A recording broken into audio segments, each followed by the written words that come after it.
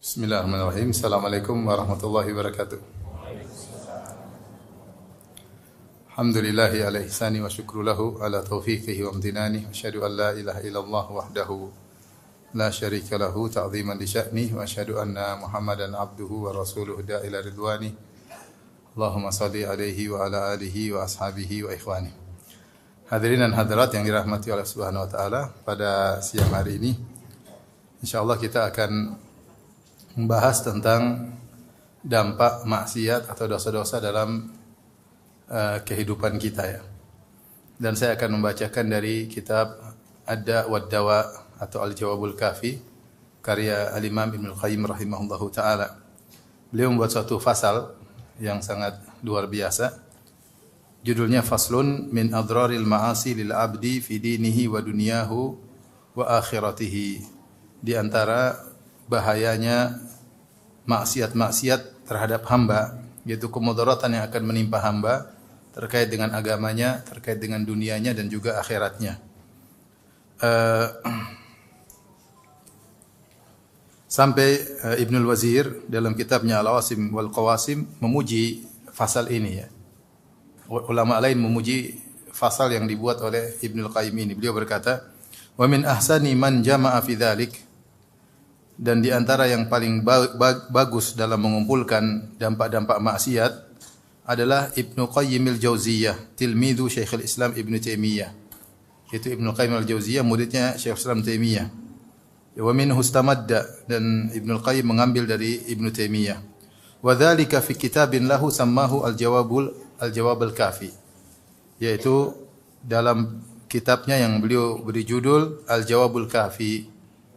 Farahimahullahu, semoga Allah merahmati Ibnul Qayyim. Laqad jawwada fi zajar anil ma'asi wa ajada wa abda. Sungguh beliau telah bagus dalam memberi peringatan akan bahayanya maksiat dan telah baik serta telah inovatif dalam menjelaskan ya.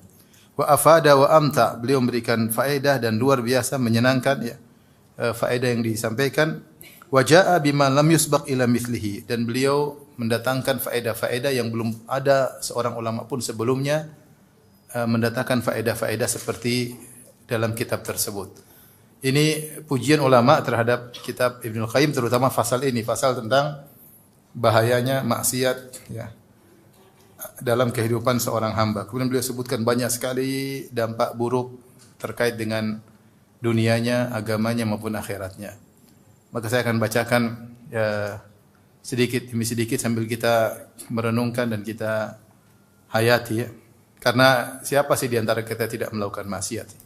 Setiap kita sering melakukan apa? Maksiat, terutama di zaman sekarang dengan adanya medsos, maka kita semua mudah terpapar dalam maksiat, baik maksiat mata, maksiat telinga, maksiat hati, maksiat lisan ya. Dan banyak hal ya. Dosa-dosa yang kita sering lakukan ya. Dan ini bahaya. Dosa-dosa punya dampak, dosa-dosa kecil maupun dosa-dosa besar. Terkadang seorang hanya memandang dosa-dosa besar yang berbahaya. Dosa-dosa kecil juga bahaya dan pasti punya dampak. Tidak ada dosa kecuali punya dampak ya. Tidak ada dosa kecuali punya dampak. Terlebih kalau dosa-dosa kecil tersebut dilakukan berulang-ulang ya. Makanya Rasulullah SAW pernah bersabda, "Iyyakum wa muhaqaratiz dzunub." Waspadalah kalian dari dosa-dosa yang diremehkan ya. Sungguhnya dosa-dosa tersebut idza syama'na 'ala rajul yuhliknahu. Kalau dosa-dosa tersebut yang diremehkan sudah berkumpul pada seorang, maka dosa-dosa tersebut akan membinasakan orang tersebut. Meskipun kecil-kecil tapi banyak berulang-ulang, maka akan membinasakan. Dan dosa pasti punya dampak. Taib. Saya bacakan, walil ma'asi minal atharil qabihatil madhumati wal mudhirrati bil qalbi wad din wal badan wad dunya wal akhirah. Maksiat itu punya dampak yang buruk, yang tercela, yang memberi mudarat kepada hati, kepada agama, kepada badan, ya, hati, agama, badan, dunia dan akhirat, ma la ya'lamuhu illallah. Yang tidak ada yang tahu seluruh dampak-dampaknya kecuali Allah. Dampaknya sangat banyak, yang tahu hanya Allah Subhanahu wa taala. Ya. Tapi Ibnu Qayyim berusaha menguraikan sedikit demi sedikit. Walaha minal uqubati syar'an wa qadaran ajilan wa ajilan ma la ya'lamu illa Allah azza wa jalla. Demikian juga maksiat-maksiat juga memiliki hukuman-hukuman yang ditimpakan pada pelaku maksiat baik secara syariat maupun secara kenyataan itu secara qadar, secara hukum kauni, secara sunnatullah yang segera maupun diakhirkan dan yang tahu semuanya hanyalah Allah Subhanahu wa taala. Kemudian mulai menyebutkan sebagian dari dampak maksiat. Artinya beliau ingin menyampaikan dampak maksiat sangat banyak. Ya, tapi yang tahu semuanya siapa? Allah Subhanahu wa taala. Maka beliau hanya menyebutkan sebagian yang Allah bukakan ilmu bagi beliau rahimahullahu taala. Yang pertama adalah hirmanul ilm, yaitu terhalangi dari ilmu. Kata beliau faminha hirmanul ilmi nafi'. Pelaku maksiat terhalang dari ilmu yang bermanfaat. Kenapa bisa demikian? Fa innal ilma nurun yakdhifuhu Allahu fil qalb. Artinya mungkin aja dia punya ilmu tapi tidak bermanfaat. Kalau dia pelaku maksiat. Ya. Tapi kalau dia berusaha menghindarkan diri dari maksiat, maka ilmunya akan bermanfaat. Kenapa? Karena ilmu adalah cahaya yang Allah lemparkan dalam hati seseorang. Wal ma'siyatu tudfi'u dzalika nur. Dan maksiat memadamkan cahaya tersebut. Walamma jalasa Syafi'i rahimahullah baina yaday Malik wa qara alaihi a'jabahu ma ra'a. Ketika Imam Syafi'i rahimahullah berguru di hadapan Imam Malik, kemudian dia duduk di hadapan Imam Malik, maka Imam Malik takjub dengan Imam Syafi'i rahimahullah. Lima ra'a min tawaqqudi dhihnihi, karena Imam Syafi'i luar biasa cerdasnya. Ya, digambarkan seakan-akan kecerdasannya menyala-nyala saking cerdasnya, ya. Imam Syafi'i 7 tahun hafal Al-Qur'an, kalau enggak salah 10 tahun hafal Muwatta Imam Malik, kitab hadis yang isinya ribuan hadis. Bagaimana sang guru tidak terpesona dengan sang murid. Wa furi fitnatihi, dan kecerdasannya yang luar biasa. Wa idhami dzakaihi. Wa kamali fahmihi, dan sempurnanya pemahaman Syafi'i. Maka dia berkata Imam Malik kepada Imam Syafi'i, "Ya fata, inni ara Allah qad alqa ala qalbika nuran." Wahai sang pemuda, sungguh menurut aku melihat sungguhnya Allah telah melemparkan dalam hatimu ada cahaya, yaitu meletakkan cahaya dalam hatimu. Fala tudfi'hu bi dzulmatil ma'siyah, maka jangan kau padamkan cahaya ilmu tersebut dengan kegelapan maksiat.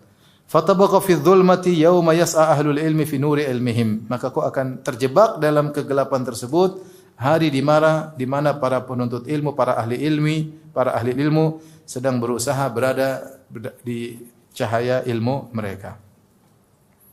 Yaitu orang-orang yang menuntut ilmu, para ahli ilmu, mereka di dalam cahaya. Ya, mereka terus dalam jalan yang terang benderang. Sementara kalau seorang melakukan maksiat, maka dia dalam kegelapan. Wa qala Syafi'i berkata, "Syakautu ila waqi'in su'a hifdhi fa arsyadani ila tarkil ma'asi." Aku mengeluhkan kepada Waqi', yaitu gurunya, Waqi' Ibnu Jarrah Ar-Ru'asi. Aku mengadukan kepada guruku tentang buruknya hafalanku. Fa arsyadani ila tarkil ma'asi, maka dia arahkan aku agar meninggalkan maksiat. Wa qala a'lam bi anna al-ilma fadlun wa fadlullahi la yu'tahu al-'asi. Dan Waqi' berkata, ketahuilah bahwasanya ilmu adalah kemuliaan dan kemuliaan Allah tidak diberikan kepada pelaku maksiat, ya. Ini yang pertama. Jadi orang menuntut ilmu tapi dia orang pelaku maksiat, maka dia dihalangi dari ilmu yang bermanfaat. Bisa jadi sulit bagi dia memahami ilmu, ini yang pertama, kemudian pertama. Sulit bagi dia memahami ilmu, atau dia tidak tertarik dengan ilmu, atau kalau dia diberi ilmu maka tidak bermanfaat. Maka kita dapati sebagian orang ketika memiliki menuntut ilmu dengan niat yang buruk, mungkin untuk riya, untuk bangga-banggaan, ketika mereka punya ilmu, mereka hanya bikin masalah di mana-mana. Hanya bikin apa? Masalah. Dia ingin tampil, ingin nomor satukan, ini bikin masalah di mana-mana. Ya. Ini contoh bahwasanya ilmu yang dia pelajari tidak bermanfaat, bahkan menjadi bumerang yang akan menyerangnya pada hari kiamat kelak. Taib.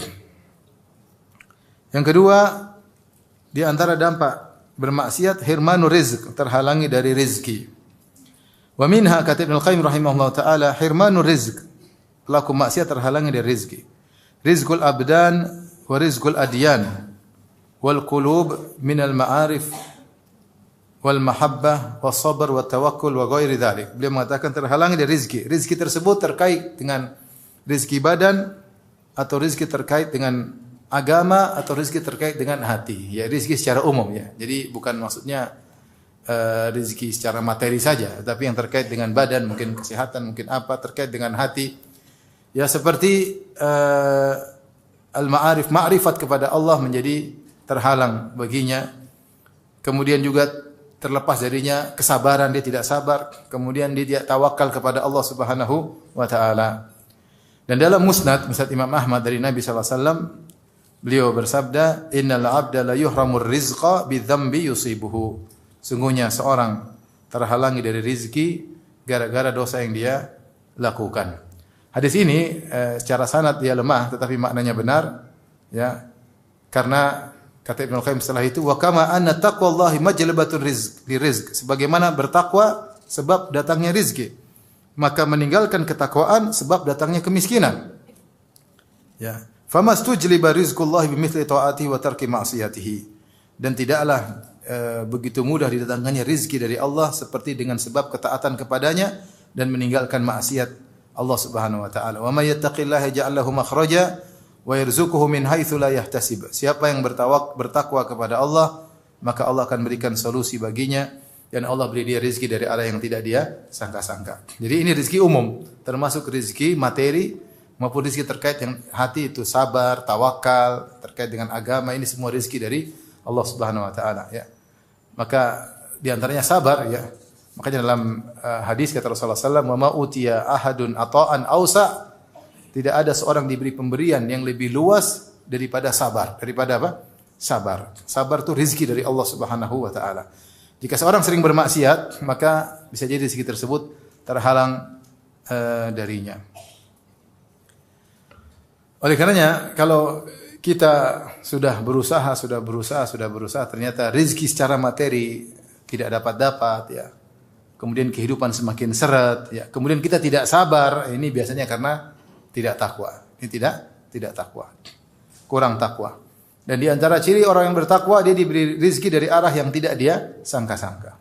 Rezeki ada dua, ada rezeki yang kita persangkakan dan ada rezeki yang tidak kita persangkakan. Kalau seorang bertakwa, dia diberi rezeki dari arah yang dia sangka dan diberi rezeki dari arah yang tidak dia sangka. Rezeki itu banyak, ya. Tahu-tahu dapat rezeki anak soleh, dapat rezeki yang jomblo, dapat rezeki istri soleha. Kalau dapat rezeki kebahagiaan, dapat rezeki ilmu, banyak rezeki, ya. Semakin bertakwa, semakin sering diberi rezeki dari arah yang tidak disangka-sangka. Karena itu janji Allah Subhanahu wa taala. Taib, yang berikut yang ketiga, al-wahsyatu fi qalbil 'asi bainahu wa bainallah. Ada kesenjangan bagi pelaku maksiat, dia mendapatkan hukuman berupa merasa kesenjangan, yaitu merasa keterasingan antara dia dengan Allah Subhanahu wa taala. Wa minha, kata Ibnu Qayyim, di antara dampak maksiat, wahsyatun yajiduha al-'asi fi qalbihi bainahu wa bainallah.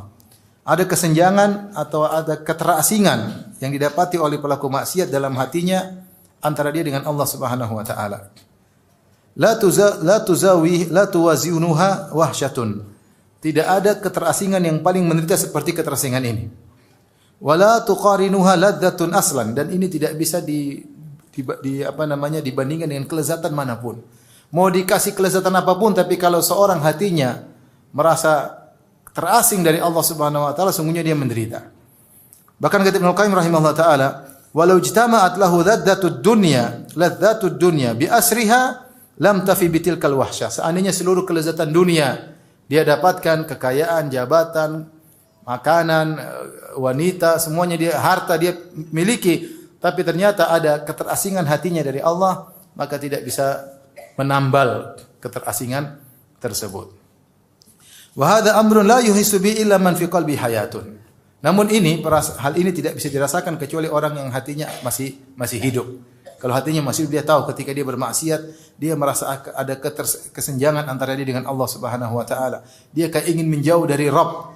Dia ingin menjauh dari Allah, dia tidak merasa nyaman dengan Allah Subhanahu wa taala. Dan ini kesengsaraan yang dia rasakan dalam hatinya. Berbeda kalau orang hatinya sudah mati, kata Ibnu Qayyim, wa ma li jurhin bimayyitin ilamun.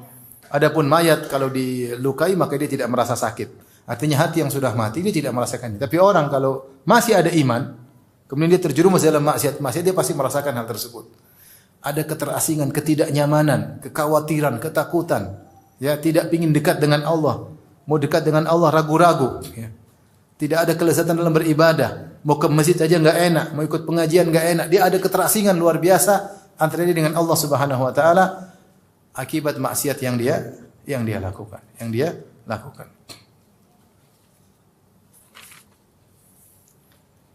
Maka beliau berkata, "Falau lam yatrukil aqilu adh-dhunuba illa hadhara min wuqu'i tilkal wahsyah wa wuqu'iha baina wa baina Allah lakana al-aqilu hariyan bitarkiha." Seandainya seorang berakal mengerti, sadar bahwasanya kalau seandainya maksiat sebabnya cuma menimbulkan akibat ini saja, cuma menimbulkan akibat membuat dia tidak nyaman dengan Allah Subhanahu wa taala, maka sudah cukup dia harusnya meninggalkan apa?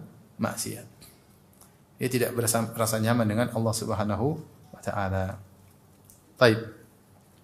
Yang berikutnya yang berapa? 4. Al-wahsyatu fi qalbil 'asi baina wa bainan nas. Kemudian ketidaknyamanan itu juga, keterasingan itu juga dia rasakan antara dia dengan manusia, terutama orang yang bertakwa. Dia tidak nyaman duduk sama orang bertakwa, dia merasa tidak nyaman, tidak tentram, ya. Karena maksiat yang bergejolak dalam dirinya. Kata Ibnu Qayyim, "Minha al-wahsyatu allati tahsulu lahu bainahu wa bainan nas." Ya, keterasingan, kesenjangan hati yang dirasakan antara dia dengan orang-orang. Wala siyama ahlul khairi minhum, terutama orang-orang saleh di antara mereka. Fa innal 'asiya yajidu wahsyatan bainahu wa bainahum. Pelaku maksiat merasakan adanya kesenjangan antara dia dengan orang-orang saleh tersebut. Kenapa? Limunafaratil qulub. Karena hati mereka tidak sinkron antara hati-hati orang saleh dengan hati orang yang tidak saleh. Fa inna qalbal 'asi la yalta'imu ma'a qalbit ta'i lima bainahu minal bu'di. Sungguhnya hati pelaku maksiat, qalbu pelaku maksiat tidak sinkron, ya, tidak bisa nyaman dengan hati orang yang saleh karena di antara keduanya ada perbedaan yang sangat jauh. Wa kullama qawiyat tilkal wahsyatu ba'uda minhum. Semakin besar kesenjangan tersebut, itu semakin dia sering bermaksiat, maka dia semakin enggak nyaman duduk dengan mereka, wa min mujalasatihim, dan tidak nyaman bermajelis dengan mereka. Karena tidak nyambung, satu bicara ketakwaan, satu bicara akhirat, sementara dia kecenderungan ingin maksiat. Wa hurima barakatul intifa'i bihim, dan akhirnya dia terhalangi dari mendapatkan keberkahan, mendapatkan manfaat dari orang-orang saleh, ya. Ini di antara dampak dari maksiat. Kemudian Ibnu Qayyim berkata, wa qaruba min hizbi syaitan biqadri ma ba'uda min hizbir rahman. Dan dia semakin dekat dengan golongan syaitan sebagaimana dia semakin jauh dari golongan Allah Subhanahu wa taala, dari hizbullah, hizbur rahman. Wa taqwa hadhil wahsyatu hatta tastahkim. Dan kesenjangan ini, keterasingan ini semakin kuat sehingga sudah bercokol dan semakin kokoh. Fataqa'u bainahu wa baina imra'ati wa waladihi. Bahkan itu bukan cuma kepada orang lain, kesenjangan tersebut. Bahkan kesenjangan tersebut terjadi antara dia dengan istrinya, antara dia dengan anaknya, wa aqaribihi. Ada ketidaknyamanan antara dia dengan kerabat-kerabatnya. Bahkan wa bainahu bain nafsihi, bahkan dia tidak nyaman dengan jiwanya sendiri. Fastarahu mustawhishan min nafsihi. Kalau dia berdapat diri, dia merasa tidak nyaman dengan dirinya sendiri, Ini jika kegelapan, wahsyah, kesenjangan, keterasingan itu semakin kuat, dia merasakan dampaknya bahkan hubungan dia dengan istri dan anak-anaknya. Wa qala al-Fudail bin Iyad, berkata Fudail bin Iyad rahimahullahu taala, "Inni la a'sillaha fa'arifu dzalika fi khuluqi himari wa khadimi wa imra'ati wa qaribati." Sungguhnya aku bermaksiat kepada Allah dan aku melihat dampak maksiat tersebut pada perangai tungganganku, yaitu himarku, keledaiku, dan aku lihat pada perangai pembantuku, istriku, dan kerabatku. Hal ini disebutkan oleh Ibnu Abi Dunya dan Abu Nuaim dari Fudail bin Iyad. Baik. Jadi maksiat menyebabkan hubungan tidak nyaman, ya. Tidak nyaman sama orang saleh, tidak nyaman duduk sama mereka, maunya duduk sama orang pelaku maksiat, ya, gelisah. Kalau duduk sama orang-orang saleh, pinginnya bermajelis sama pelaku maksiat atau bersendirian dalam dunia maya maksiat, ya, dia tidak nyaman. Bahkan ketidaknyamanan tersebut sampai muncul antara dia dengan istrinya dan anak-anaknya, hubungan tidak nyaman. Ini hidup seperti ini tidak bahagia. Taib, yang berikutnya yang keberapa? 5. 5. Ibu sudah hafal 1, 2, 3, 4. Kalau ujian bisa insyaallah ya.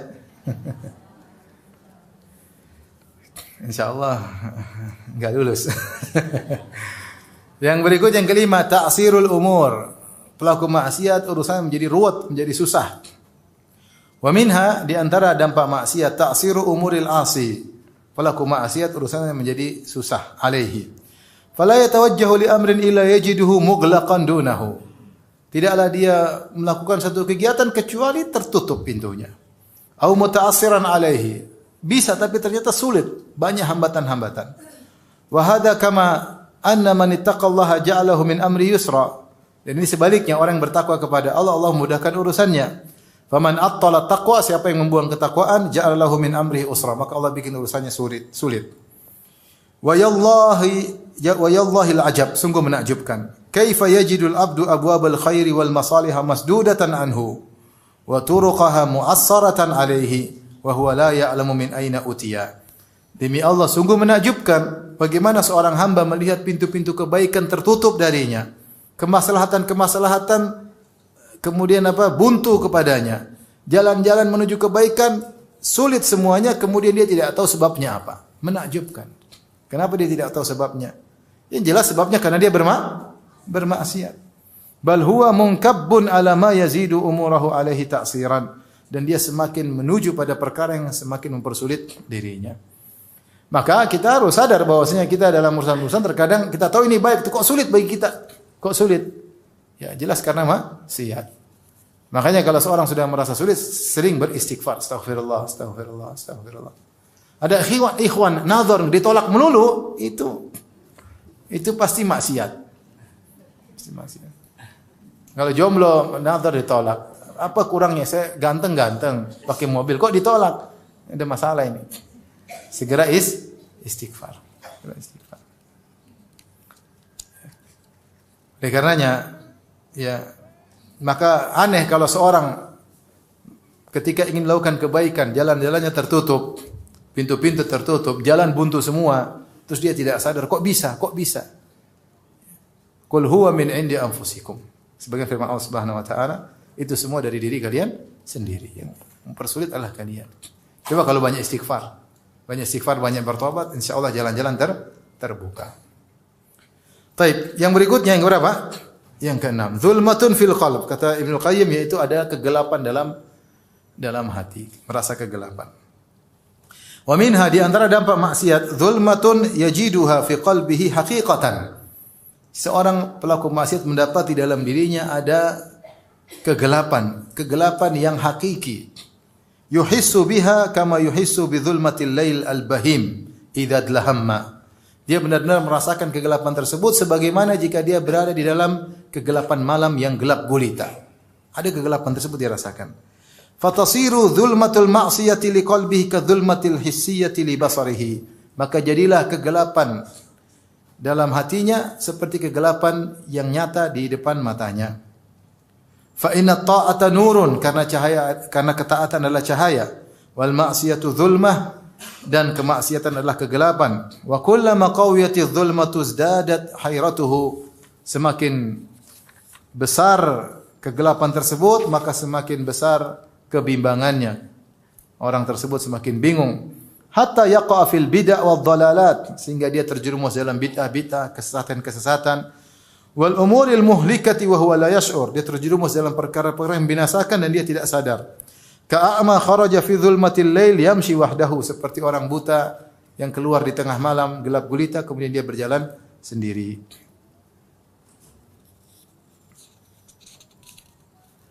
Taib, beliau mengatakan bahwasanya bahaya orang tukang maksiat, akhirnya dadanya menjadi gelap, hatinya menjadi gelap. Kalau sudah gelap dia sulit membedakan mana yang baik dan mana yang buruk. Ada kecenderungan sehingga dia cenderung melakukan bid'ah, cenderung melakukan kesesatan, cenderung mengikuti hawa nafsunya, sehingga terjerumus dalam hal yang membinasakannya dan dia dalam kondisi tidak sadar. Baik. Berikutnya, di antara sebab atau dampak maksiat yang berapa?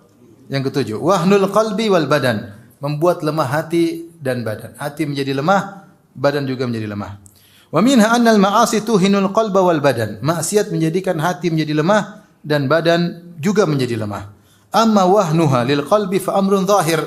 Adapun membuat hati menjadi lemah maka perkara sangat jelas. La yakadu yakhfa ala ahadin. Tidak seorang pun yang tidak tahu akan hal ini. Bal la tazalu tuhinu hatta tuzila hayatahu bil kulliyah wa tudhhibal imana minhu jumlatan. Ya, bahkan terus-menerus maksiat melemahkan hatinya sampai menghilangkan kehidupan hatinya, lemah sehingga mati. Ya, kemudian iman lepas dari dirinya. Yaitu orang kalau tukang maksiat mulai suudzon pada Allah, mulai tidak sabar, mulai berprasangka buruk kepada Allah Subhanahu wa taala, mulai malas beribadah, mulai tidak tertarik baca Al-Qur'an, terus lemah sampai mati. Kalau udah mati berarti udah kafir. Makanya disebut al-ma'asi baridul kufur atau maksiat adzunub dzambun baridul kufur, bahwasanya maksiat itu pengantar kepada kekufuran. Karena setiap bermaksiat hatinya lemah. Kalau tidak ditolong oleh Allah Subhanahu wa taala, tidak kembali kepada Allah, bisa mati apa? Hatinya. Kemudian Ibnu Qayyim menjelaskan kalau masalah hati menjadi lemah gara-gara maksiat jelas. Sekarang bagaimana penjelasan bahwasanya badan juga melemah gara-gara maksiat. Wa amma wahnuha lil badan, adapun maksiat menjadikan lemah badan, fa innal mu'mina quwwatuhu min qalbihi, karena seorang mukmin kekuatannya dari hatinya. Wa kullama qawiya qalbuhu qawiya badanuhu, semakin kuat hatinya semakin kuat jasadnya.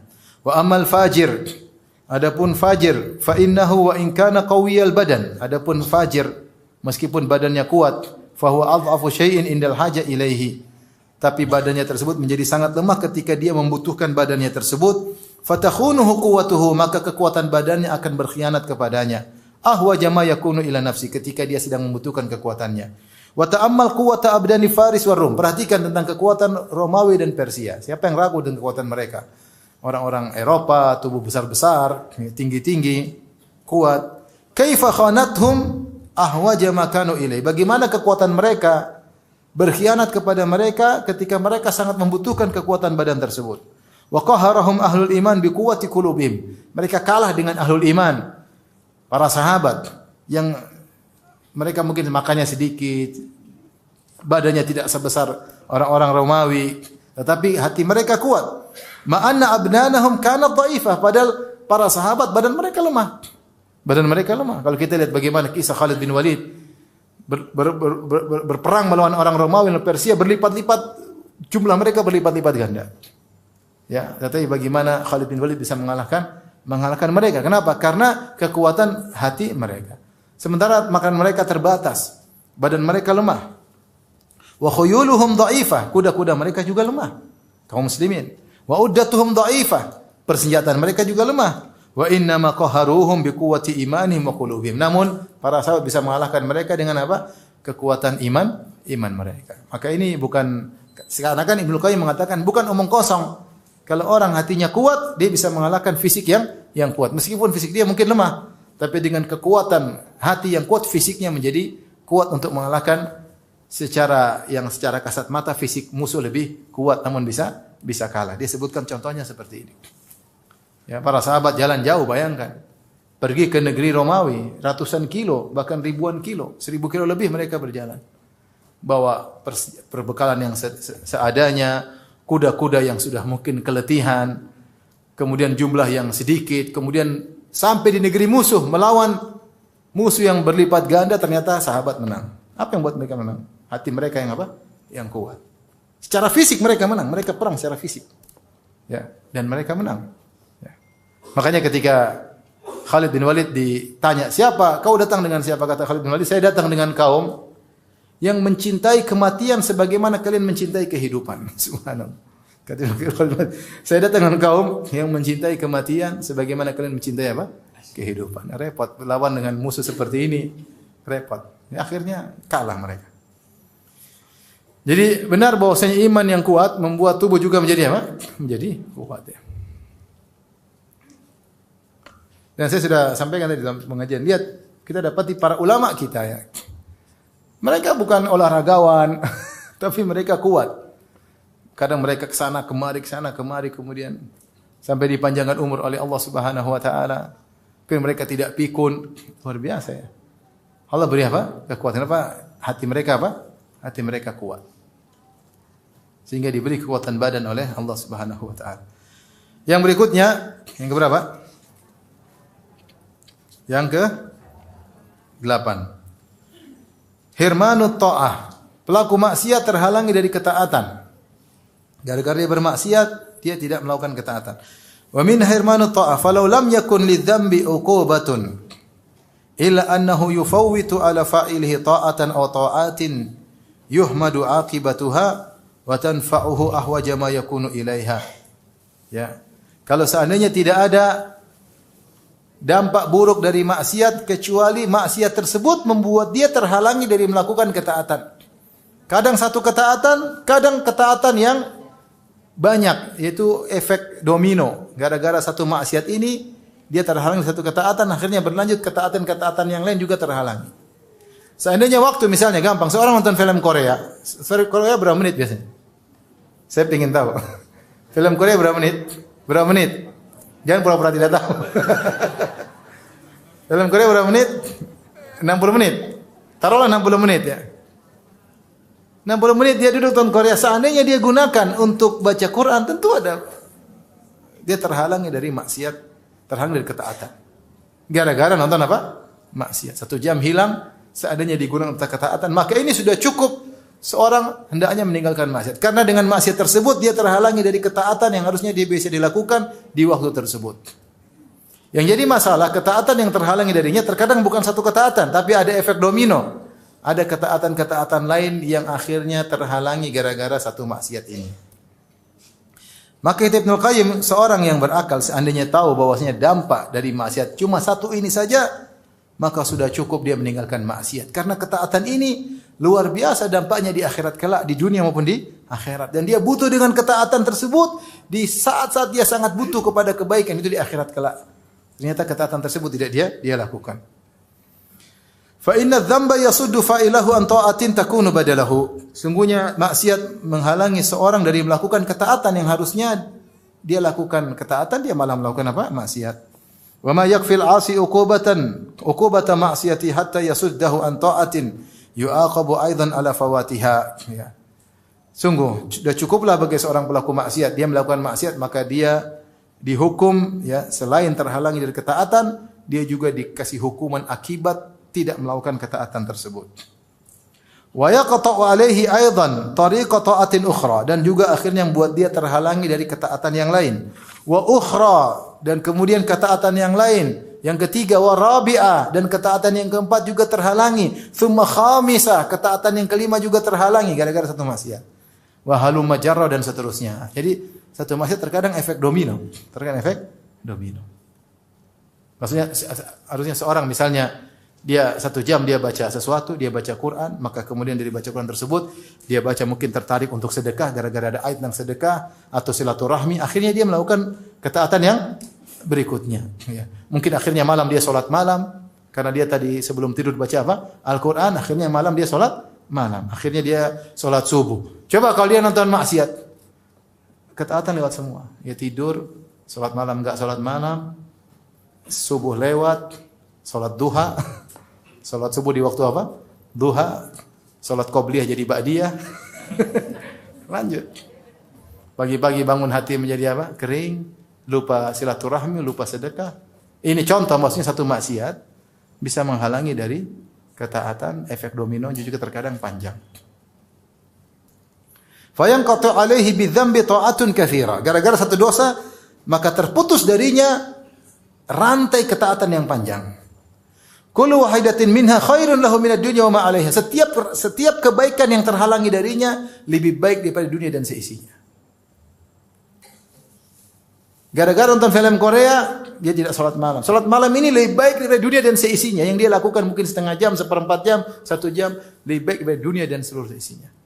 Salat subuh di masjid, salat qobliyah subuh yang dia lakukan akhirnya terhalangi. Yang kedua qobliyah subuh ini lebih baik daripada dunia dan seisinya. Apalagi salat subuh berjamaah. Apalagi zikir setelah subuh, zikir setelah subuh, kemudian dia salat duha. Semua lewat gara-gara tadi malam dia bermaksiat. Betapa banyak ganjaran yang hilang darinya. Fayafutuhu al-ajr ma'a hamli al-wizr, maka pahala luput darinya dan dia harus memikul dosa. Wa tatadha'afu fi haqqihi al-uqubah. Wa hadza karajulin, dan kemudian hukuman semakin bertumpuk padanya. Wa hadza karajulin akala aklatan aujabat lahu maradatan tawilatan mana'atu min iddati akalatin atyaba minha. Ini gambarnya sederhana kata Ibnu Qayyim, seperti seorang makan suatu racun bikin dia sakit. Gara-gara dia sakit dia enggak bisa makan yang enak-enak, yang baik-baik sekian lama. Kira-kira seperti itu. Ketika dia bermaksiat, terhalang dari banyak kebaikan-kebaikan yang lain. Intinya dia jadi terhalangi. Allah bikin dia terhalangi dari kebaikan-kebaikan yang lain gara-gara satu maksiat yang dia lakukan. Bagaimana kalau berbagai macam maksiat? Al-Hasan Al-Basri berkata, "Inna min thawabil hasanatil hasanata ba'daha." Di antara balasan kebaikan adalah kebaikan yang selanjutnya. Orang melakukan kebaikan, Allah berikan dia untuk lanjut ke kebaikan berikutnya. Wa min uqubati sayyi'ati sayyi'ata ba'daha. Hukuman terhadap keburukan adalah keburukan yang selanjutnya dia lakukan. Fal abdu illam yashghal nafsahu bil haqqi wa illa shaghalathu bil batil. Seorang kalau tidak menyibukkan hatinya untuk kebaikan, maka hatinya akan menyibukkan dia untuk kebatilan. Fallahul musta'an. Ini yang kata disebutkan dari sebagian orang, al-waqtu kasayf illam taqta'uhu qata'aka. Waktu itu seperti apa? Pedang. Kalau kau tidak patahkan pedang tersebut yang akan menebasmu. Artinya waktu kalau kau tidak gunakan untuk kebaikan, maka kau bisa gunakan dia untuk apa? Keburukan. Dia akan menjebakmu untuk melakukan kemaksiatan. Maka dalam hidup ini kita berusaha bikin jadwal yang menjebak kita pada kebaikan-kebaikan. Ya. Jika tidak, nongkrong, melamun, akhirnya mulai kepo, akhirnya terjumus dalam maksiat. Nonton. Coba, seorang kalau lihat maksiat, setengah jam, 1 jam, saya coba cek hatinya. Hatinya tadi sebelum nonton maksiat dengan setelah nonton maksiat pasti sudah berubah. Pasti sudah berubah. Ada kesenjangan dengan Allah Subhanahu wa taala, ada ketidaknyamanan dengan Allah Subhanahu wa taala. Pasti sudah berubah. Ya. Dan itu sebagai contoh bahwasanya dampak maksiat itu secara langsung. Sementara kalau dia satu jam dia baca Quran, coba dia cek hatinya sebelum baca Quran dengan baca Quran, pasti ada kebahagiaan. Pasti langsung, tidak terlambat, langsung dia bahagia. Dampak ketaatan yang langsung dia rasakan seketika itu juga.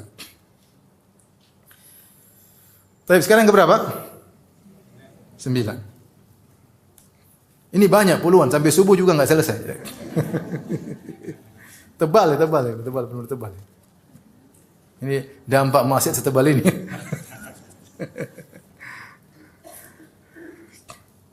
Baik, yang berikutnya yang ke-9. Qisarul umur wa mahqu barakatihi. Pendek umur dan dihilangkan keberkahan umur. Wa minha, kata Ibnu Qayyim, di antara dampak maksiat, annal ma'asi tuqassirul umur wa tamhaqu barakatahu.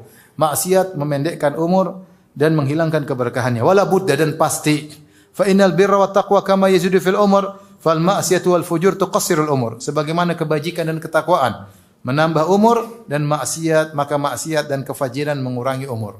Wa qad ikhtalafa an-nasu fi hadzal mawdi'. Para ulama telah berselisih apa maksudnya maksiat mengurangi umur. Taib. Wa qala ta'ifatun, pendapat sebagian ulama, sekelompok manusia, nuqsanu umril 'asi huwa dhahabu barakati umrihi wa mahkuha alaihi. Maksudnya berkurang umur bukan umurnya berkurang, tetapi keberkahannya hilang. Hidupnya itu hilang, enggak ada nilainya. Enggak ada yang dia lakukan untuk keluarganya, untuk orang tuanya, untuk dirinya, untuk imannya. Umurnya habis saja buat jalan-jalan, buat ini, buat nonton, buat tawakti, buat hura-hura, buat enggak ada nilainya. Enggak ada nilainya.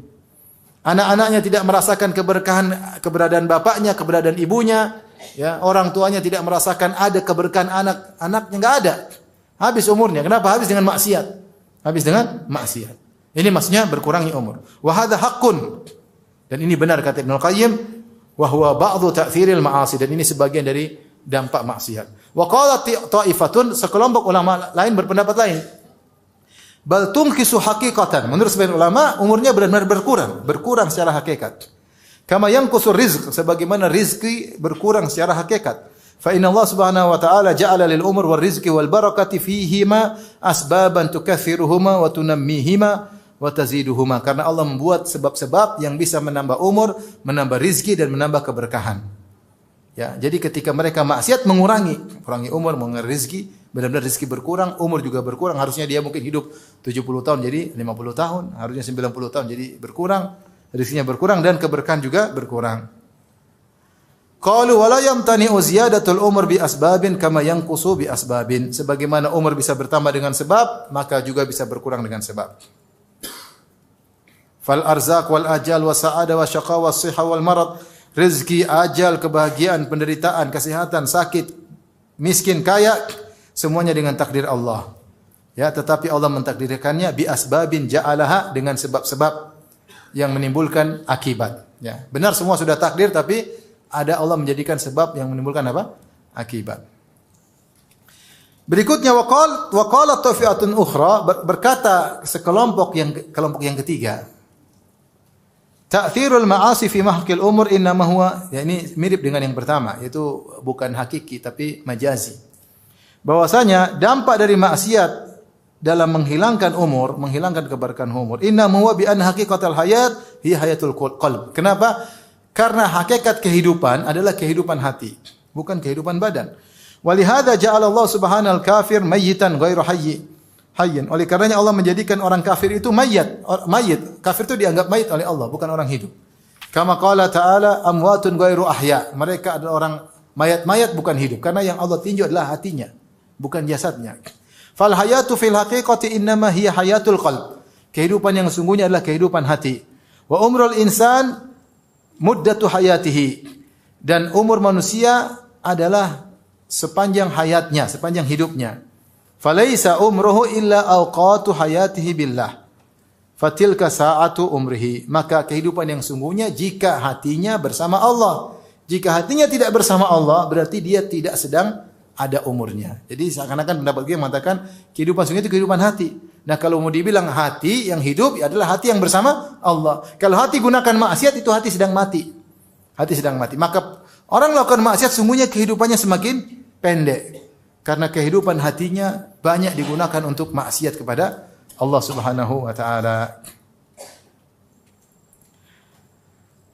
Fa'ala hadza fal birru wat taqwa wa ta'atu tazidul fi umr fi hadhihi al awqat allati hiya haqiqatu umrihi wa la umra lahu siwaha. Maka dengan demikian maka kebajikan, ketakwaan, ketaatan menambah umur, yaitu dalam waktu-waktu yang digunakan untuk takwa, itulah hakikat kehidupan manusia. Dan tidak ada umur bagi manusia kecuali dalam rangka ketaatan. Kalau bukan untuk ketaatan berarti dia sedang apa? Sedang mati. Wabil jumlah fal abdu idza a'rada 'anillah ishtaghala bil ma'asi.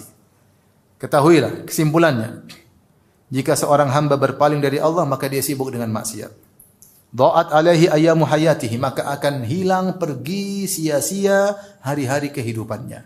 Al-haqiqiyah, itulah kehidupan yang sungguhnya, hilang semuanya. Allati yajidu ghibba idha'atiha yauma yaqul ya laitani qaddamtu li hayati. Yang hari-hari yang hilang tersebut dia akan merasakan dampak buruknya pada hari kiamat kelak tatkala dia berkata, ya laitani qaddamtu li hayati. Seandainya dulu aku beramal soleh ketika di dunia. Oleh karenanya seorang berusaha untuk menghemat-hemat umurnya untuk ketakwaan kepada Allah Subhanahu wa taala. Jika umurnya habis buat kemaksiatan, maka sungguhnya dia telah mengurangi kehidupan yang hakiki. Karena kehidupan yang hakiki adalah kehidupan hati bersama Allah Subhanahu wa taala. Maka di sini kita renungkan ikhwan, sudah betapa banyak umur yang sudah kita buang. Terlalu banyak. Terlalu banyak umur yang kita buang tidak ada manfaatnya. Itu bukan kehidupan yang sungguhnya. Ini masalahnya medsos zaman sekarang. Medsos. Terlalu banyak musim-musim di zaman kita ini. Musim politik, musim artis, musim ini. Terlalu banyak. Akhirnya kita melihat yang tidak perlu, akhirnya kita melihat maksiat, akhirnya kita komentar. Setiap hari kita buang umur kita, ya.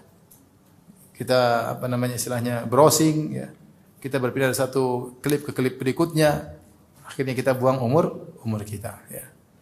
Hanya kita nanti sesali pada hari kiamat kelak. Baik, yang berikutnya yang keberapa? 10. Wa minha al-ma'asi tuwallidu amsalaha. Maksiat itu menimbulkan maksiat-maksiat yang sepertinya. Wa minha anal ma'asi tazra'u fil qulubi amsalaha. Sungguhnya maksiat yang dilakukan oleh seorang hamba menanamkan dalam hati hamba maksiat-maksiat yang semisalnya. Wa yuwallidu ba'daha ba'dan. Sebagian maksiat melahirkan sebagian maksiat yang lain. Hatta ya'sur 'alal 'abdi mufaraqatuha, sampai sulit bagi seorang hamba untuk meninggalkan maksiat tersebut. Wal khuruju minha, dan sulit dia keluar dari maksiat tersebut. Maksudnya sudah kecanduan. Dia sudah tertawan oleh maksiat tersebut. Dia jadi tawanan. Ya. Dia tidak bisa keluar dari maksiat tersebut karena maksiat sudah bertumpuk dan saling munculkan satu dengan yang lainnya. Wa yashulu 'alaihi muqarafatuha wal wuqu'u fiha, dan sebaliknya yang buat dia semakin mudah melakukan maksiat tersebut. Kama qala ba'dhu salaf, sebagaimana perkataan sebagian salaf, inna min uqubati sayyi'ati as-sayyi'ata ba'daha. Sungguhnya di antara hukuman maksiat adalah maksiat yang berikutnya. Wa inna min thawabil hasanati al-hasanata ba'daha. Di antara balasan kebajikan adalah kebajikan selanjutnya. Fal abdu idza amila hasanatan. Ini dampak maksiat. Karena kamu kalau maksiat bukan itu saja yang kau lakukan, pasti giring maksiat yang lain. Sederhananya orang kalau musik, emang musik aja yang dia maksiatin. Banyak, udah musik pasti ya, disco-disco, kemudian niru-niru orang-orang kafir, kemudian sama cewek-cewek, kemudian syahwat, kemudian teler, kemudian bisa terjun pada zina dan yang lainnya, narkoba dan yang lain. Ya tidak? Ya. Dan itu ya, sering sekali artis-artis seperti itu, sering sekali. Ya. Mereka buat senang orang, mereka sendiri tidak senang, tidak bahagia. Akhirnya narkoba, keluarga berantakan, ya. Tidak ada kebahagiaan, gonta-ganti pasangan, dan seperti itu, ya. Khamar, ya. Zina. Fal abdu idza amila hasanatan qalat ukhra ila janibiha. Jika seorang hamba melakukan kebaikan, maka kebaikan lain di sisinya berkata, ha ana hasanatun fa'malni aidan. Saya juga kebaikan, lakukan dong kebaikan tersebut. Ini dampak melakukan kebaikan. Jika melakukan kebaikan lain memanggil dia, saya juga kebaikan, lakukan dong. Fa idza amilaha qalat ukhra. Kalau dia melakukan kebaikan yang berikutnya, kebaikan yang lain juga ngomong, i'malni, lakukanlah aku juga. Wa thalithatan wa rabi'atan kadzalik. Kemudian kebaikan yang ketiga, kebaikan yang keempat dan seterusnya, wa halum majarra. Fa tadha'afa ribah, maka keuntungan yang didapatkan pahala berlipat ganda. Wa tazayyadatil khairatu wal hasanat, maka kebaikannya bertumpuk-tumpuk, kebaikannya bertambah-tambah. Namun sebaliknya, wa kadzalika janibu sayyiati aidan. Demikian juga sisi keburukan. Ya. Hatta tasiru at-ta'at wal ma'asi hayatin rasikhatin wa sifatin lazimatin wa malakatin thabitatin. Falau attala aman enggak? Falau attala al-muhsin ta'ala dhaqat alaihi nafsuhu.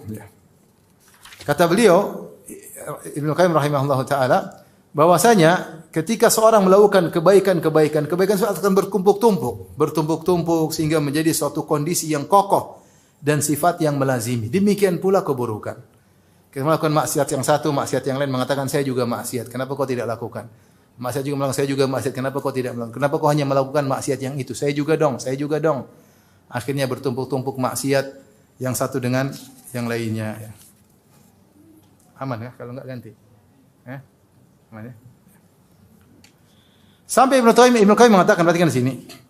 Sampai kalau seorang yang baik dia meninggalkan satu kebajikan atau dia meninggalkan kebajikan, la dhaqat alaihi nafsuhu, maka dia merasa sesak, kenapa saya tidak melakukan kebaikan?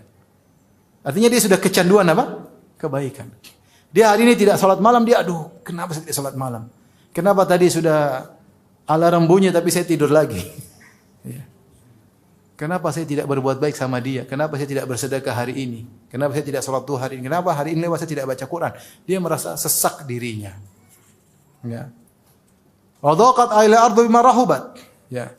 Dia merasa bumi yang luas ini terasa sempit baginya ketika sudah terbiasa melakukan kebajikan, kemudian dia tidak melakukannya. Wa ahassa min nafsi bi annahu kal huti idza faraqal ma. Dan dia merasa dirinya seperti ikan sudah jika lepas dari air. Sudah sulit hidup ini, ikan tanpa air susah. Hatta yu'awidaha, sampai dia kembali kepada air tersebut. Fataskunu nafsuhu wa taqarru ainuhu. Kalau dia sudah melakukan kebajikan lagi, maka dia tentram lagi, tenang lagi. Seperti ikan yang dikembalikan ke air. Sebaliknya, Lau attala al-mujrimul ma'siyata wa aqbala at-ta'a la dhaqat alaihi nafsuhu. Kalau pelaku maksiat yang sudah terbiasa melakukan maksiat, ketika diajak melakukan ketaatan, maka dirinya menjadi sempit. Sulit. Mau disuruh salat berat. Wa dhaqa sadru, suruh baca Quran berat, hatinya menjadi sempit. Ayat alaihi madahibuhu, semua jalan keluar tertutup. Hatta yu'awidaha, sampai dia melakukan maksiat lagi. Hatta inna katsiran minal fusaq, perhatikan. Sampai sebanyak dari pelaku maksiat, la yuwaqi'ul ma'siyata min ghairi ladzatin yajiduha. Perhatikan, ini Ibnu Qayyim perkataan indah. Wala da'iyatan ilahi illa lima yajiduhu min alam bimufaraqatiha. Sampai sebagian pelaku maksiat ketika melakukan maksiat, dia bukan karena dapat kelezatan. Sudah ada tidak ada kelezatan lagi. Cuma kalau dia tidak maksiat, dia menderita. Saya ulangi, dia maksiat sudah saking biasanya. Ini maksiat yang dilakukan bukan karena kelezatan lagi, tapi kalau dia tidak lakukan dia menderita. Ngeri. Kama sarraha bidzalika Syekhul Qaum, sebagaimana ada di antara mereka bos pelaku maksiat yang mengaku akan hal ini tukang minum bir. Dia berkata, "Wa ka'sun syaribtu ala ladzatin wa ukhra tadawaitu minha biha." Satu gelas bir saya minum untuk kelezatan, satu gelasnya lagi untuk pengobatan. Karena kalau saya tidak minum saya tersiksa. Saya tersiksa, kecanduan. Ini bukan karena kelezatan lagi, tapi karena tersiksa kalau tidak melakukan apa? Maksiat. Sama perokok, minum khamar, pecandu film yang porno misalnya, atau narkoba, ya. Apa dia bilang? Kalau tidak konsumsi narkoba mengalami apa namanya? Sakau apa? Sakau. Ya. Sakit tidak? Sakit itu. Sakit, kasihan. Jadi dia minum narkoba bukan untuk kelezatan, tapi karena untuk menghilangkan apa? Sakau yang dia rasakan. Jadi maksiat seperti itu. Dia bukan apa, tapi harus dia lakukan. Jika tidak, dia kayak ada yang hilang. Dan dia harus melakukannya. Sudah kecanduan. Canduan. Bukannya kelezatan, nggak ada lagi. Khamar satu saya minum untuk kelezatan, benar. Khamar berikutnya saya minum untuk berobat. Karena kalau saya tidak minum, saya menderita. Itu dampaknya maksiat kalau sampai pada tahapan seperti itu. Wala yazalu al-'abdu yu'ani ta'ata. Senantiasa seorang hamba berusaha sulit menjalankan ketaatan. Tapi dia jalani wa ya'lafuha, sampai dia terbiasa, bahkan wa yuhibbuha, kemudian dia cinta ketaatan tersebut. Baca Quran pertama malas, tapi lama-lama senang, lama-lama pingin tadabbur, lama-lama pingin menghafal. Itu butuh perjuangan sampai tahapan tersebut. Wa yu'thiruha hatta yursilallahu subhanahu bi rahmati alaihil malaikata ta'azzuhu ilaiha azzan. Sampai dia mengutamakan ketaatan tersebut daripada kenikmatan-kenikmatan yang lain. Sampai Allah dengan kasih sayangnya mengirim malaikat untuk mendorongnya. Ayo taat, ayo bangun malam, ayo baca Quran, ayo sedekah. Ada malaikat yang mendorongnya. Wa tuharriduhu 'alaiha, buat dia segera ayo melakukan ketaatan. Wa tuz'ijuhu an firashi wa majlisi ilaiha, membuat dia gelisah. Hari ini dia belum baca Quran, orang ngobrol, dia ingin segera pergi, ingin segera pulang. Kenapa dia membaca Quran? Dia ingin segera tidur. Kenapa? Supaya bisa bangun malam. Kalau sudah bangun malam dia gelisah. Sudah jam berapa ini? Dia ingin bangun salat malam. Ada malaikat yang buat dia gelisah untuk melaksanakan apa? Ketaatan. Sebaliknya, wala yazalu ya'laful ma'asi. Sementara seorang senantiasa melakukan maksiat, wa yuhibbuha, sampai cinta kepada maksiat tersebut. Wa yu'thiruha, sampai mendahulukan maksiat atas segalanya. Dia tidak peduli apakah ini berdampak kepada istrinya, berdampak kepada anaknya, berdampak kepada ekonominya, dia tidak peduli. Apakah kesehatannya juga ditumbalkan, dia tidak peduli karena dia sudah jatuh cinta sama maksiat tersebut, sudah kecanduan. Hatta yursilallahu alaihi syayatin fata'uzzuhu ilaihi azzan, sampai Allah kirim bagi dia setan-setan menggiring dia, membuat dia gelisah untuk kalau tidak bermaksiat. Sehingga dia harus bermaksiat. Fal awwalu qawwa junda ta'ah bil madad fasaru min akbari a'wanihi wal 'asi qawwa jundal ma'siyah bil madad fakanu a'wanan alaih. Baik, lanjut apa sudah? Sudah ke berapa ini? Sudah 10. Udah 10 cukup ya? Hah? Nanti lain kali ya. Gimana Ibu? Lanjut apa sudah?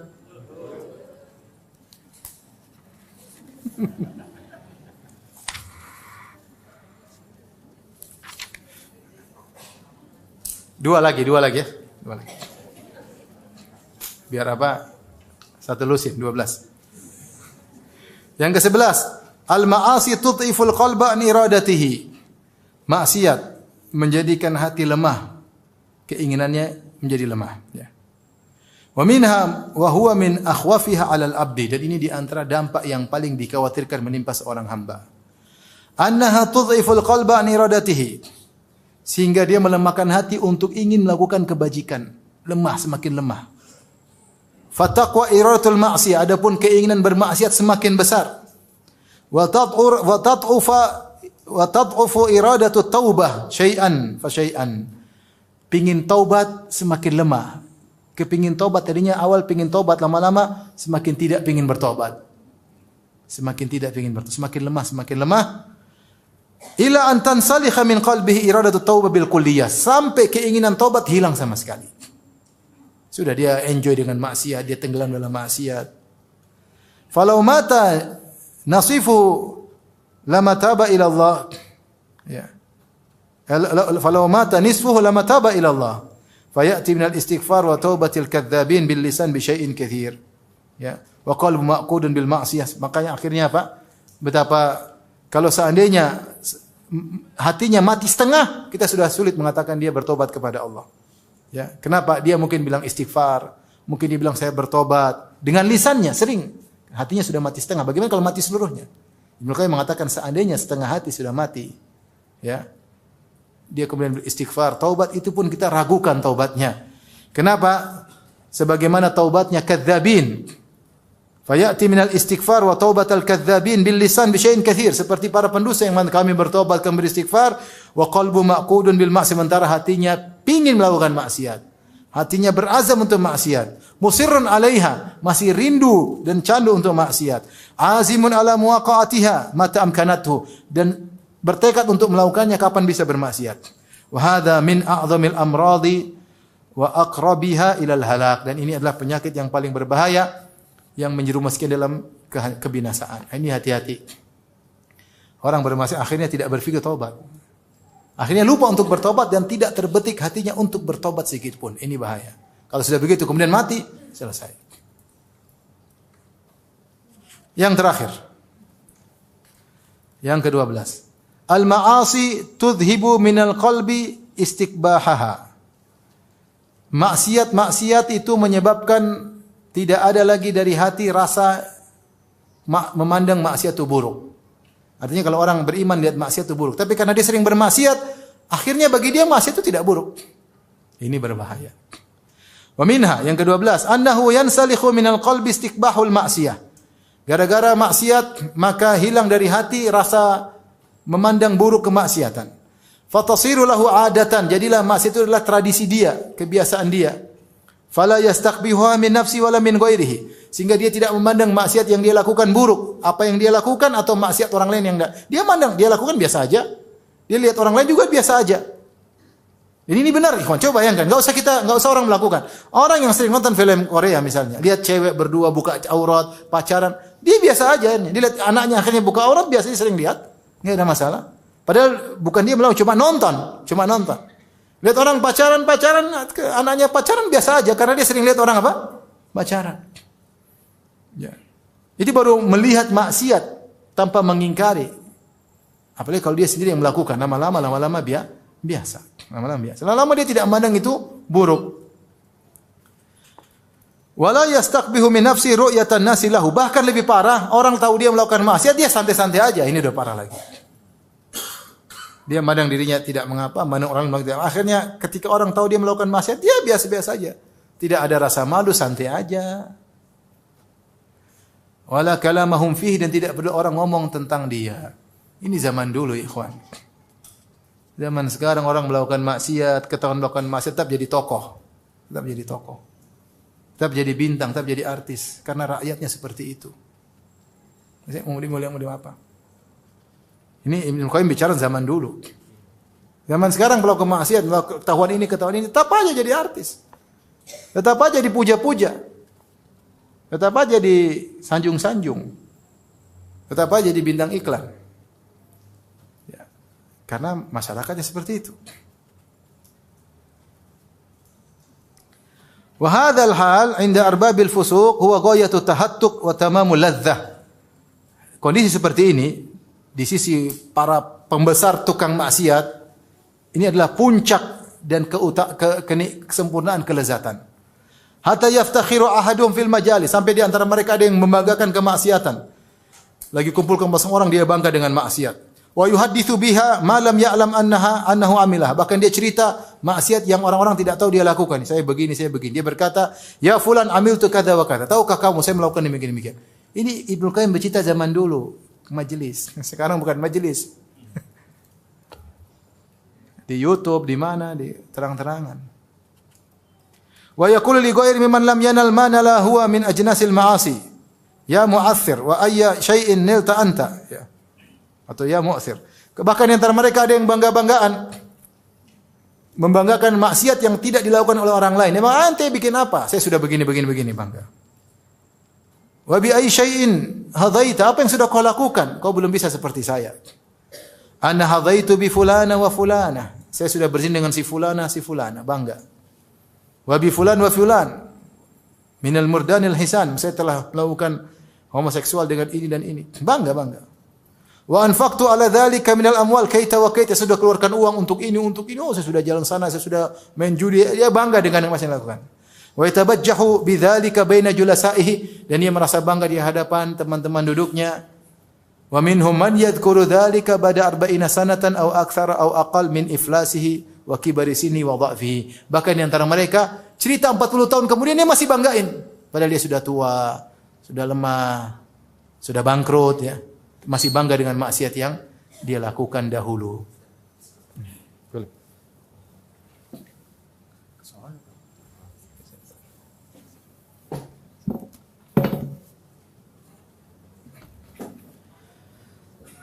Sudah selesai, tenang aja.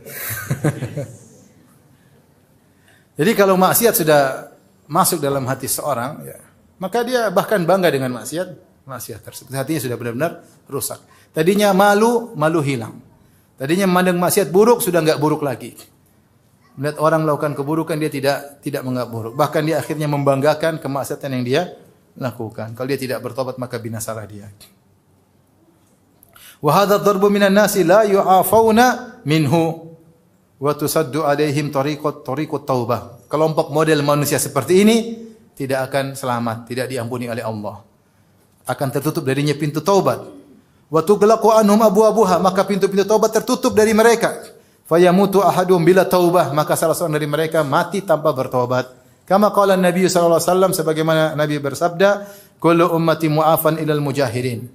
Setiap umatku yang pelaku maksiat akan selamat, akan diampuni, kecuali yang terang-terangan bangga-banggaan dengan maksiat yang dia lakukan. Wa inna minal ijhar an yasturallahu 'alal abdi. Di antara bentuk terang-terangan melakukan maksiat adalah seorang hamba melakukan maksiat, Allah sudah tutup maksiatnya, tsumma yusbihu yafdahu nafsahu. Kemudian pagi hari dia ceritakan maksiatnya, wa yaqulu ya fulan amiltu yauma kadza wa kadza. Dia bilang wahai fulan, dia cerita sama temannya, saya telah melakukan hari ini maksiat ini dan ini.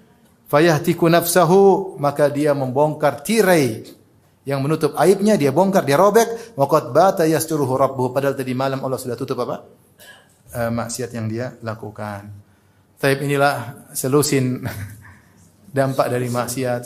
Seharusnya sudah cukup membuat kita berpikir 1000 kali ketika melakukan apa? Kemaksiatan. Terlalu banyak kerugian yang kita rasakan di dunia, terlebih lagi di akhirat kelak.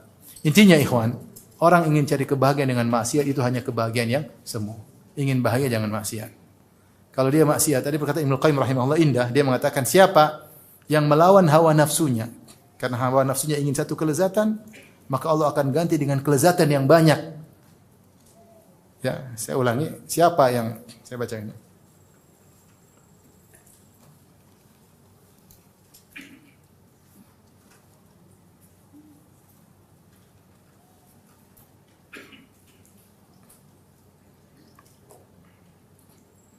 Ibnu Qayyim rahimahullah dalam Rawdatul Muhibbin berkata, mukhalafatul hawa tuqimul 'abda fi maqami man law aqsama 'ala Allah la abarrahu fayaqdi lahu minal hawaiji adhafa ma fatahu min hawahu. Menyelisih hawa nafsu pingin kita nafsu ini pingin macam-macam, pingin nonton inilah, pingin dengar inilah, pingin merasakan ini, pingin mencicipi ini, pingin ngomong ini, banyak maksiat yang mau dilakukan oleh hawa nafsu. Maka menyelisih hawa nafsu menjadikan seorang hamba berada di kedudukan yang tinggi, yaitu man lau aqsam Allah al-abar, seorang yang kalau bersumpah nama Allah, Allah akan kabulkan sumpahnya. Fayaqdi lahu minal hawaij, maka Allah akan memenuhi kebutuhan-kebutuhannya berlipat-lipat ganda dari kesenangan hawa nafsu yang tadi dia tinggalkan. Maka jangan kita kebayangkan dengan kenikmatan sementara. Saya pingin gini, ada nikmat bentar. Setelah itu, tapi kalau kita lakukan ini, terlalu banyak kesenangan yang akan hilang. Kesenangan duniawi, belum kesenangan akhirat. Ya. Sederhananya, seorang kalau misalnya dia tidak jaga pandangannya, lihat macam-macam, akhirnya apa? Akhirnya dia hidup sendiri, menderita banyak. Dia lihat cewek cantik di medsos, cewek cantik, terus mau diapain? Lihat aja, ngiler juga ngiler, mau diapain? Nggak bisa apa-apa. Akhirnya istrinya jelek. Akhirnya hidup menderita sama istrinya bertahun-tahun. Akhirnya apa? Apalagi istrinya pesek misalnya. Dia menderita enggak? Tadi padahal istrinya sebelumnya kelihatan mancung. Kelihatan indah. Tapi gara-gara tidak menjaga pandangannya, akhirnya jadi jelek istrinya. Istri yang cantik pun bisa jadi apa? Jelek. Akhirnya yang menderita siapa? Menderita dia. Di dunia, belum di akhirat. Dia yang menderita. Akhirnya dia selalu pingin lihat cewek cantik dan dia tidak pernah meraihnya. Dia tidak pernah merasakannya, tidak bisa mengicipinya, nggak bisa. Yang makanan depan dia tidak mau dia icipi karena sudah tidak ada kelezatan. Artinya ini bahayanya hawa nafsu seperti itu. Dia menghayalkan kita mendapatkan kelezatan, padahal kelezatan yang semu, kemudian akhirnya menghilangkan banyak kelezatan duniawi, belum kelezatan akhirat, belum. Kata Ibnu Qayyim, seandainya seorang melawan hawa nafsunya, ini Allah akan membuat dia kebahagiaan yang lain yang banyak. Yang banyak dia dapatkan dengan melawan hawa nafsunya. Tapi demikian saja. Subhanakallah bihamdik asyhadu an la